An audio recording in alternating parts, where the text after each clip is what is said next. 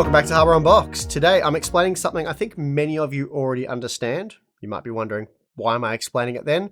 Well, hopefully there'll be some interesting tidbits in here for those of you who already have a pretty firm grasp on what we're about to talk about. But I've seen as the channel grows, I think we're getting a lot of new people coming that may be new to PC tech, developing an interest in it, starting to watch our content like it. There are a few basic test methods that I think need explaining. And although I do my best to explain this stuff in our regular content, it's difficult to give in-depth and really clear examples of what we're talking about without getting completely derailed from the original content. Recently, I've started to see an overwhelming amount of comments complaining about how we test hardware in our reviews, namely CPU reviews that look at gaming performance. In that example, we typically focus on low-resolution testing, so 1080p in our case, as this helps to alleviate the GPU bottleneck, allowing us to more closely look at actual CPU performance. That being the case, we ideally want to use the most powerful gaming GPU possible, and today that's the GeForce RTX 4090. This combination of a powerful GPU and a low resolution means that in most instances we will be limited by the CPU, and therefore we'll be able to compare the gaming performance between various CPUs without any kind of system limitation which could risk spoiling the results. Now, the pushback to this approach is the alleged claim that it's unrealistic, claiming that no one is going to use an RTX 4090 at 1080p, and certainly no one is going to do so with a mid-range to low-end CPU. And while this does seem likely, it's really not the point, and in fact it misses the point entirely. And at this point, I've heard basically every argument there is for why low-resolution testing with a high-end GPU is misleading or pointless, and I'm here to tell you in no uncertain terms that they're all wrong. But of course, I'm not simply expecting you to just take my word for it. Instead, I've spent a few days benchmarking in an effort to gather enough data that should make it clear why we, and pretty much all other reviewers, test the way we do. But before we get into it, today's sponsor spot is brought to you by ASUS and their new ROG Maximus Z790 Hero motherboard, supporting Intel's latest 13th generation processors and DDR5 memory. This premium motherboard also supports next-gen connectivity for graphics, storage, peripherals, and networking, along with high-definition audio. Also included are massive heatsinks covering all of the critical VRM components to ensure maximum overclocking headroom while avoiding throttling. And for novice overclockers, the AI overclocking function has you covered, allowing you to achieve maximum system performance with ease. For our Australian viewers, the ROG Maximus Z790 Hero can be found at various retailers, including PC Case Gear, Scorp Tech, and M-Wave. ASUS also offers a club rewards program which allows you to receive exclusive prizes after signing up when purchasing any of their products. So for more information, click the link in the video description. Okay, so one step was to go back and test some older CPUs with a range of graphics cards of varying performance. A big part of the reason why we want to know how powerful a CPU is for gaming is not just so we can see what it offers today, but how it might stack up in a few years from now. The Intel Core i7-8700K was released back in October of 2017 for $360, and at the time it was the fastest mainstream desktop CPU for gaming. Then 6 months later, AMD released the Ryzen 5 2600X for $230, and it was one of the better value gaming CPUs on the market at the time. Both packed 6 cores, but occupied very different price points, with the Core i7 configuration costing around 60% more. Back then, some made the argument that the $700 US GeForce GTX 1080 Ti wasn't a good GPU to test the $200-ish Ryzen 5 processor with because it was just too expensive, claiming that the $400 GTX 1070 would be a far more realistic and suitable pairing. So let's take a popular and demanding 2017 title and run a few tests, and Assassin's Creed Origins instantly came to mind. Now, if we were to compare the 8700K and 2600X at 1080p with the ultra-high preset using the GTX 1070, we'd find that both CPUs are capable of around 70 FPS, and that's certainly very playable performance for such a title. This then would have led us to believe that the 8700K is a mere 3% faster than the 2600X, less than half the margin we found when using the GTX 1080 Ti back in 2017. In fact, our 1080 Ti data was similar to what we see today with the RTX 3060, so that means 5 years later, what can be basically considered entry-level performance, ignoring the absolutely terrible products such as the RTX 3050 and 6500 XT. Then, if we were to use the RTX 3080, the margin balloons out to 21% in favor of the Core i7 processor, and this appears to be the limit for both CPUs as the margin doesn't change with a significantly more powerful GPU in the RTX 4090. That means in this title, the 8700K is 20% faster than the 2600X. And for those of you who held on to their CPU for 5 years and upgraded to an RTX 3080 as early as 2 years ago, would have enjoyed considerably more performance had they purchased the Core i7. Of course, we're not saying the 8700K was a better purchase. As I noted earlier, it costs significantly more. So in that sense, the Ryzen 5 is actually still better value to this day and clearly offered a far superior upgrade path with parts such as the 5800X 3D. We're really not here to discuss the 8700K and 2600X. Both parts had their place depending on your preferences. Rather, they merely serve as excellent examples here, as they clearly demonstrate why using a GTX 1080 Ti, which provided similar margins to what was shown with the RTX 3060, gave us a better idea of how they'd stack up in this title using future GPUs. Now, another game that I tested with in 2017 was Warhammer Vermintide 2, and it's a game I still often use today. Now, with the GTX 1070, we see the 8700K was on average 6% faster than the 2600X, so a nice little performance boost there, but with the Intel CPU costing around 60% more, it would have been a laughably poor result back in 2017 had we tested with the GTX 1070. Back then, using the medium quality preset, we found the 8700K was 17% faster on average, so not miles off what we're seeing here today with an RTX 3060 with a higher quality preset, as that provided a 23% margin. The margin was much the same with the RTX 3080, but it did grow to 29% with the 4090. Still not a massive difference there, and it's clear the GTX 1080 Ti coupled with the 1080p resolution gave us a much better indication back in 2017 as to how things might look in the future, especially when compared to a more mid-range product like the GTX 1070. So what about more modern games, like the 2020 release Watch Dogs Legion? Well, once again, we see that the GTX 1070 only provided the Intel CPU with a 5% win, going from 57 to 60 FPS. Now, swapping the 1070 out for the newer, but still relatively low-end by today's standards, RTX 3060, we see that the margin blows up to 30% in favor of the 8700K. Then going from the 3060 to the 3080 increased the margin to 38%, and this is ultimately the performance difference between these two CPUs in Watch Dogs Legion, as the margin failed to grow further with the more powerful RTX 4090. Now, the Riftbreaker is a late 2021 release, and it is a very CPU-demanding game. Even so, using the GTX 1070 saw the 8700K just 4% faster than the 2600X when comparing the average frame rate at around 50 FPS.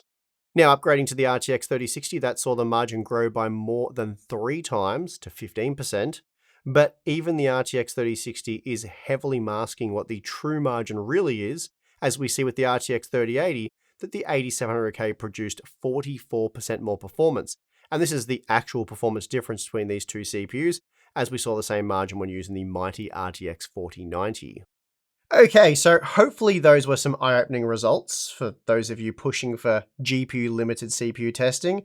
I think it's also well worth keeping in mind that there are many different kinds of gamers who watch our content. Some of you play single-player games, for example, and therefore typically like to prioritize visuals over FPS. So in that example, 60 FPS might be the target, in which case something like a Ryzen 5 2600X, which we just saw in some previous testing, that'll most likely keep you happy, even in 2023.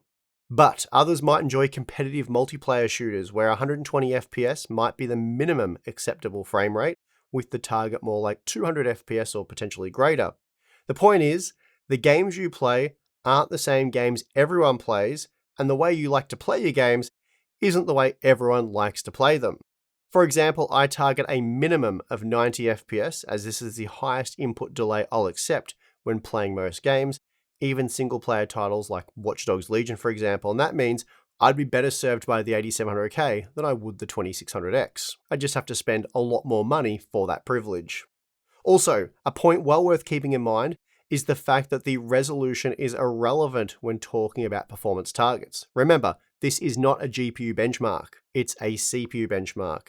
So if you're a somewhat serious multiplayer gamer, for example, perhaps you play Warzone 2 and you like at least 200 FPS, which for a competitive shooter is a very reasonable performance requirement. It doesn't matter if you're gaming at 1080p, 1440p, or 4K, or really any other resolution. It's presumed that you'll either bring enough GPU firepower to hit your desired frame rate at your chosen resolution, or you'll just lower the quality settings. In other words, you require 200 FPS or more, therefore it doesn't matter if you're playing at 1080p or 4K, the CPU has to be able to facilitate 200 FPS. In the examples just seen, the Ryzen 5 2600X, it can't really push past 70 FPS in Watch Dogs Legion, no matter how powerful your GPU is, and no matter what you set your resolution to. That is the throughput of that particular processor. Okay, so what about another example using modern PC hardware? And for this, I want a more extreme example. So let's compare the $150 Core i3-13100 to the $610 Core i9 13900K. I also want to look at 4K resolution performance here, as that's something that has started to come up a lot in our CPU benchmarks. For whatever reason, some of you think the 4K data would be useful, so let's go and address that.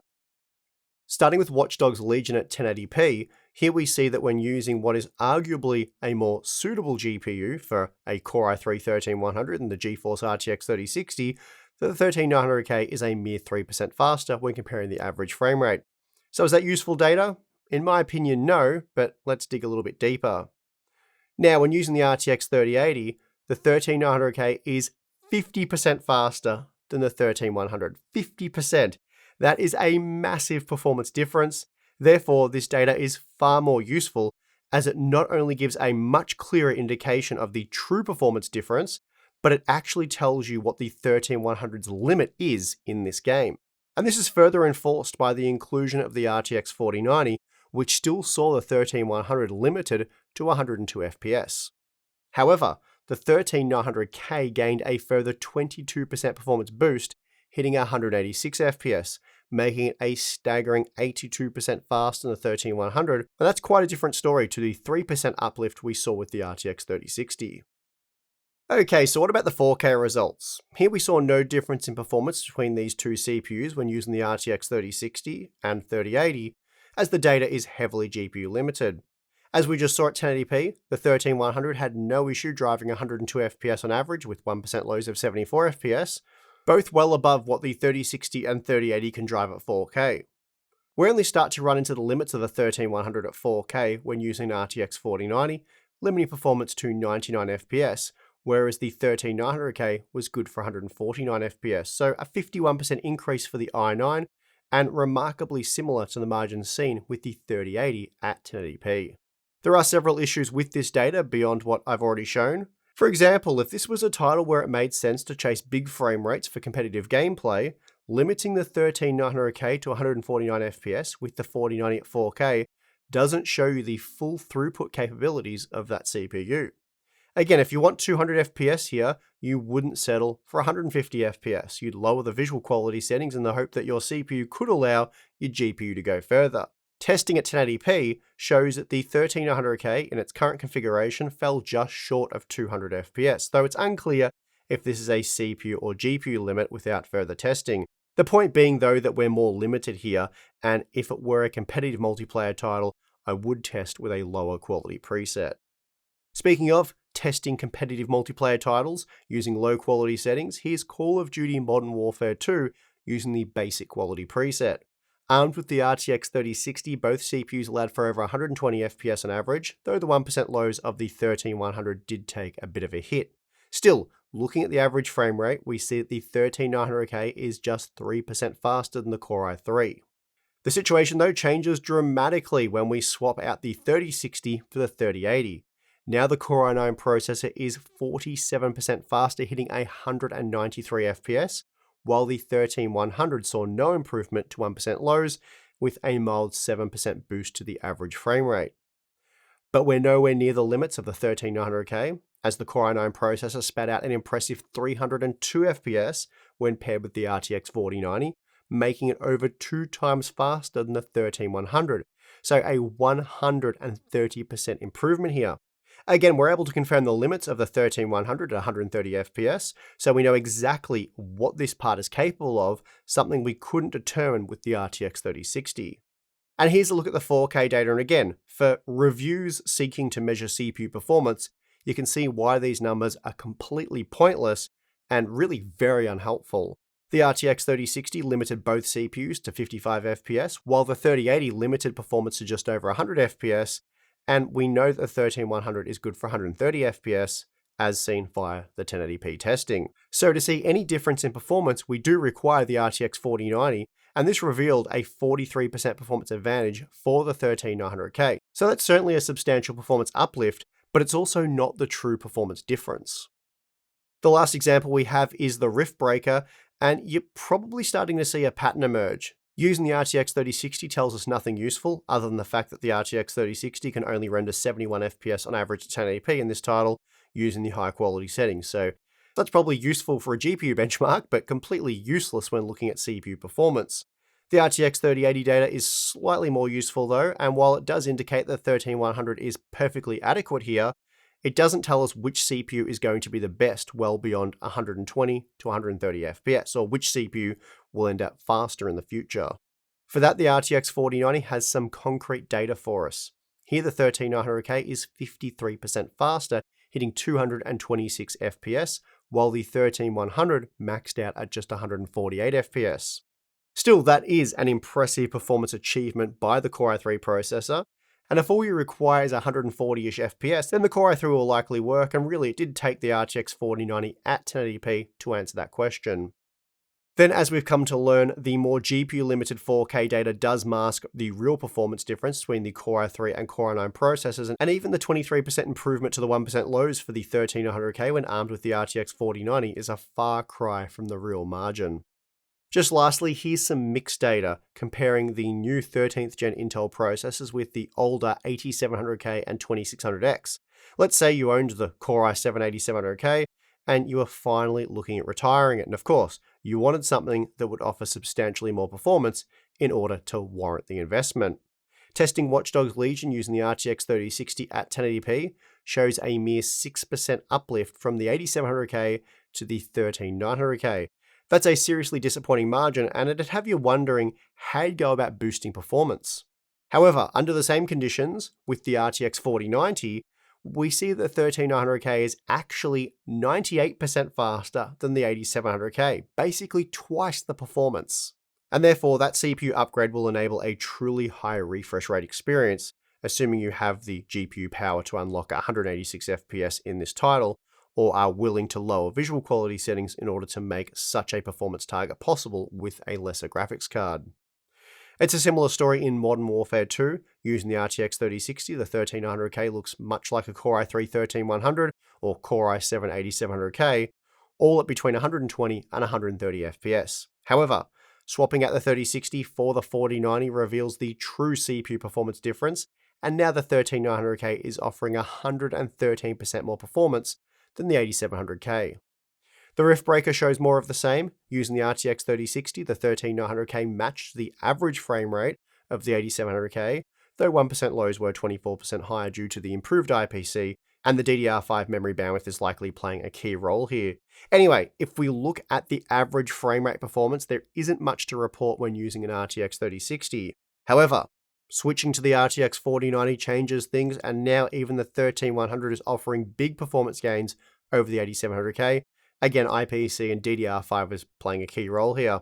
The Core i9 was also 122% faster than the 8700K when comparing the average frame rate, and a staggering 191% faster when looking at the 1% lows.